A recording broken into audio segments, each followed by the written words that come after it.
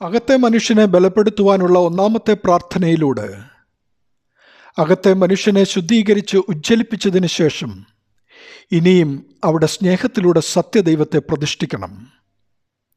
പിതാവും പുത്രനും തമ്മിൽ സ്നേഹിക്കുകയും പിതാവും പുത്രനും മനുഷ്യവർഗത്തെ സ്നേഹിക്കുകയും മനുഷ്യൻ ദൈവത്തെ സ്നേഹിക്കുകയും വിശ്വാസികൾ പരസ്പരം സ്നേഹിക്കുകയും ചെയ്യുന്നതാണ് അഗാപ്പെ എന്ന ദൈവസ്നേഹത്തിൻ്റെ 4 തലങ്ങൾ.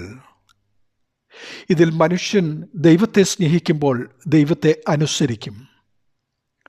അത് വിശ്വാസത്തിലേക്ക് നമ്മെ വളർത്തും. അപ്പോൾ വിശ്വാസത്താൽ ക്രിസ്തു നമ്മുടെ ഹൃദയങ്ങളിൽ വസിക്കും.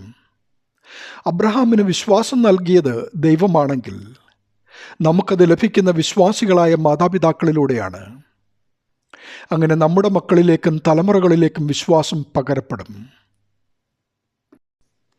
വിശ്വാസം എന്നതോ ആശിക്കുന്നതിൻ്റെ ഉറപ്പും കാണാത്ത കാര്യങ്ങളുടെ നിശ്ചയവുമാകുന്നുവെന്ന് എബ്രായർ 11:1 സാക്ഷിക്കുമ്പോൾ വിശുദ്ധ യോഹന്നാൻ 6:29 യേശു നമ്മോട് പറയുന്നു, ദൈവത്തിന് പ്രസാദമുള്ള പ്രവൃത്തി അവൻ അയച്ചവനിൽ നിങ്ങൾ വിശ്വസിക്കുന്നതത്രേ. വിശ്വാസത്തിൻ്റെ അടിസ്ഥാനം ദൈവവും ദൈവവചനവുമാകുന്നു.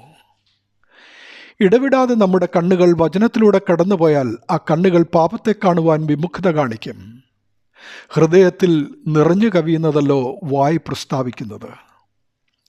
ഇന്ദ്രിയങ്ങളിലൂടെ തിന്മയകത്തേക്ക് പ്രവേശിക്കുന്നത് തടയുകയും ഹൃദയത്തിൽ നന്മ നിറയുകയും അത് നാവിനെ പാപം ചെയ്യാതെ കാത്തുകൊള്ളുകയും വിശുദ്ധിയുടെ പടവിലേക്ക് നമ്മുടെ അകത്തെ മനുഷ്യനെ ഉയർത്തുകയും ചെയ്യും.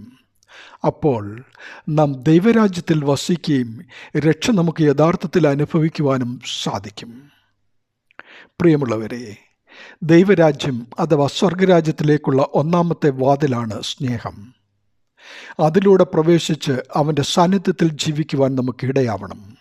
അതിനായിട്ടാവട്ടെ വിശ്വാസത്താൽ ക്രിസ്തു ഹൃദയങ്ങളിൽ വസിക്കുവാനുള്ള ഈ പ്രാർത്ഥന. ദൈവനാമം മഹത്വപ്പെടട്ടെ. ആമേൻ.